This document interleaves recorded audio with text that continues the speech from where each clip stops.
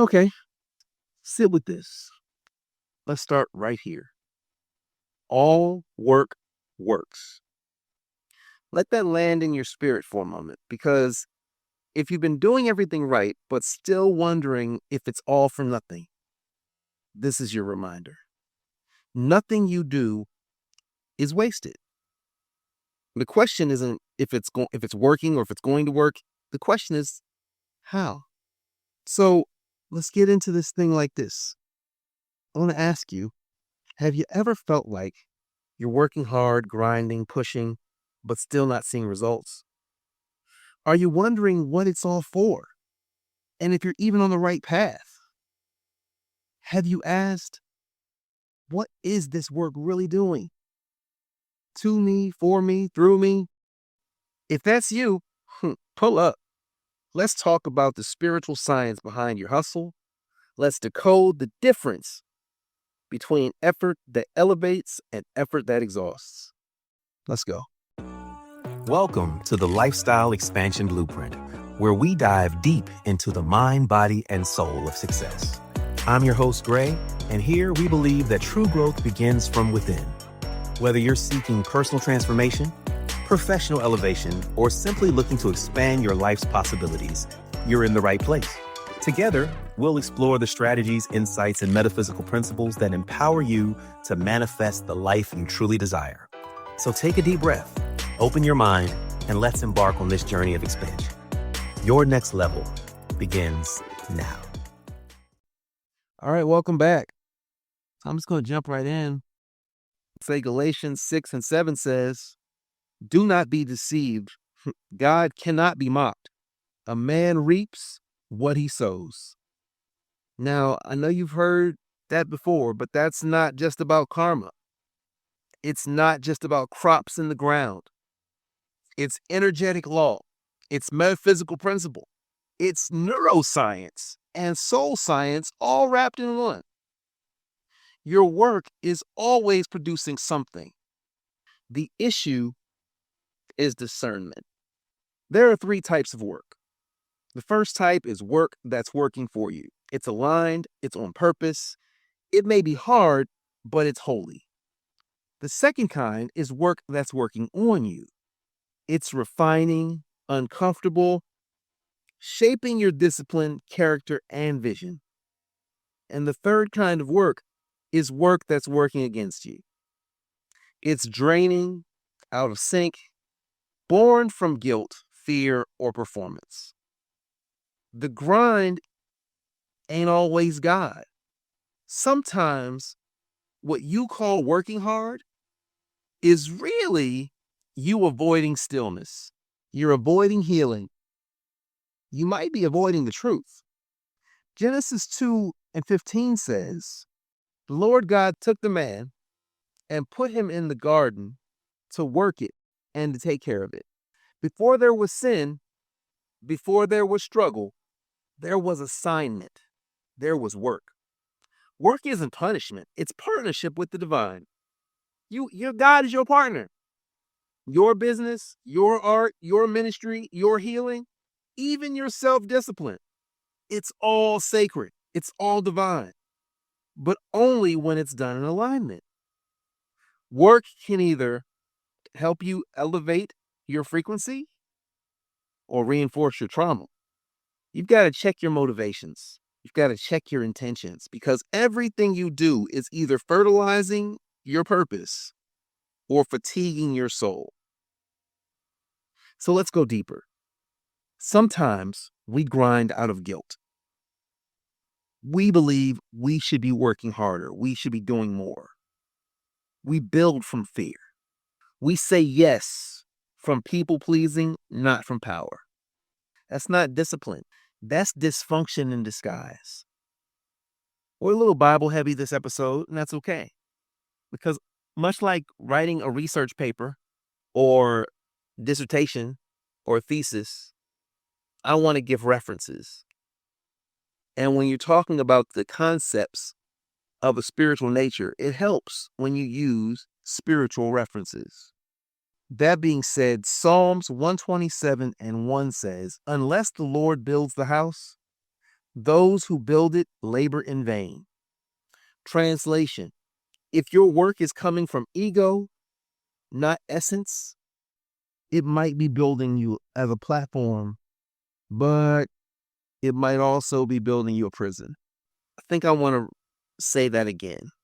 If your work is coming from ego, not essence, if you're doing it for your own aggrandization, for your own upliftment, and not because of your spirit-filled essence, it might be building you a platform, but it also building you a prison. That's how burnout happens. That's how resentment happens. That's how you can have success and still feel empty. So ask yourself, what part of me is doing this work? The healed me or the insecure me? Let that sink in. Let it work on you. Now hear this. Even when the work isn't producing fruit, you are still being formed. Even when it's not producing fruit, you are still being formed. You're still being shaped for what you're asking for. God doesn't waste pressure. Neuroscience tells us that when we repeat something difficult but aligned, it rewires our brain. New habits, new identity, new perspective. That's neuroplasticity. And it happens under stress, under stretch, under surrender. So you're not just building a life, you're being built. Don't allow yourself to ask, what is this getting me? I've always been taught, I've always been led to believe. And the Bible also says this, in all you're getting, get understanding. So do not just ask, what is this getting me? Ask, what is this teaching me? What is this breaking off of me? Who am I becoming because of this? Sometimes the blessing isn't the outcome. It's the upgrade in your character. Y'all got to ask better questions so that you can do better work. Here's your reflection practice for the week, your soul work. That's right, more work, and it works too. Ask yourself 3 questions daily. Is my work aligned with my purpose or born from pain? The second question, what is this season trying to teach me through this assignment? Third question is, am I resisting the transformation or am I letting it refine me? Say this aloud. I do not labor in vain. Every act, every effort, every offering is blessed and multiplied. My work is sacred. My effort is divine. All of it is working for my good. I'm going to leave you with this. I'm going to leave you with this truth. Your work is not invisible. No, sir, no, ma'am, it is not. Your grind is not being ignored. Your late nights, your deep prayers, your quiet tears, your consistent effort, it's all working. It's all working. Even when you don't see fruit, there are roots. It's the idea of the gravitropic and phototropic nature of a tree. Before the tree grows out of the ground, it grows into the ground. The root system oftentimes is deeper and wider than the fruit system. That's the nature of a strong tree. So even when you don't see fruit, there are roots. But make sure your effort is anchored in purpose. Not proving, not punishment, not performance. Because all the work works. Just make sure it's working for you, on you, but not against you. Be blessed, friends.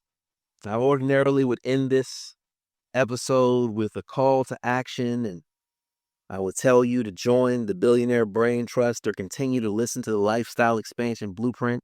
And I think I'm going to do that anyway because it seems to be working. Because all of my work, all of my effort, all of my intention is working for my highest and best good. So join the Lifestyle Expansion Blueprint.